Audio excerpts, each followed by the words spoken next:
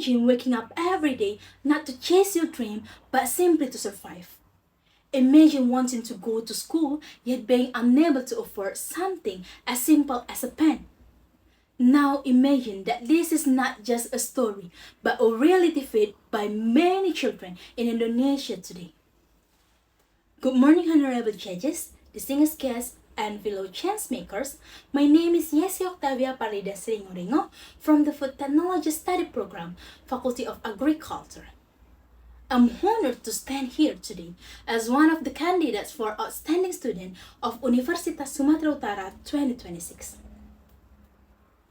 Today, I'm here to speak about one of the most urgent challenges in our society. Sustainable Development Goal number 1, no poverty. Poverty is not merely about the absence of income, but about the absence of access, opportunity, and dignity. In Indonesia, especially in regions such as Sumatera Utara, poverty remains a multidimensional issue that affects millions of lives. Based on data from Badan Pusat Statistik, the poverty rate in Sumatera Utara in September 2024 reached 7.19% or around 1.11 million people. And in March 2025, it's likely increased to 7.36% or approximately 1.14 million people. It's showing that poverty is not only persistent but also highly vulnerable to change. These numbers are not just statistics. They represent real human lives, real struggles, and real lost opportunities. Not too long ago, Indonesia was shaken by a heartbreaking tragedy in Kabupaten Ngada, Nusa Tenggara Timur. A 10-year-old elementary school student ended his life because his family couldn't afford basic school supplies such as books and a pen.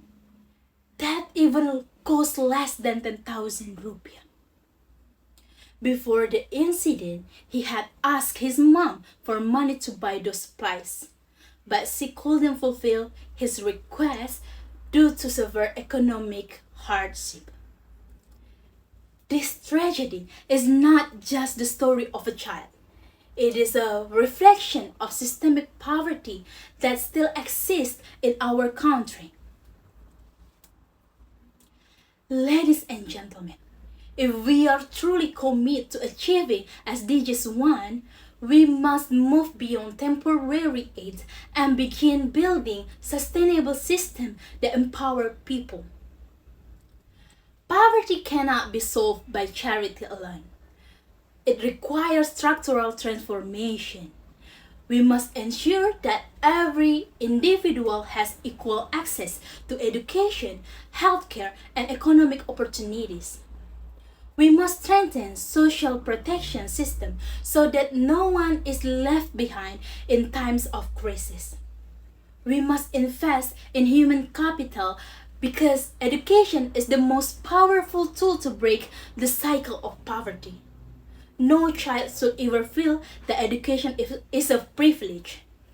It is a fundamental right. At the same time, economic empowerment must become a priority so that communities are not only able to survive but also to thrive.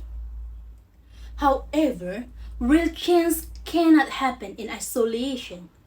It requires collaboration between government, private sector, academia, and society as a whole.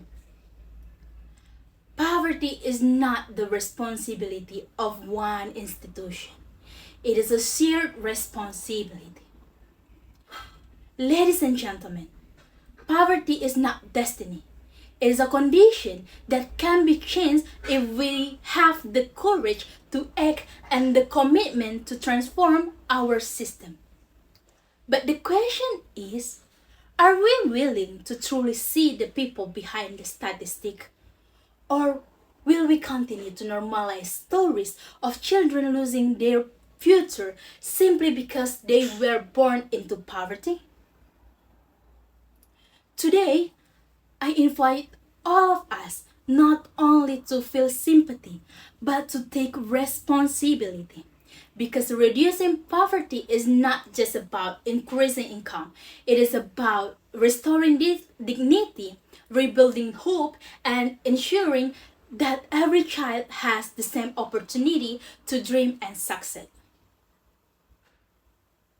Let us not wait for another tragedy to remind us what is at stake.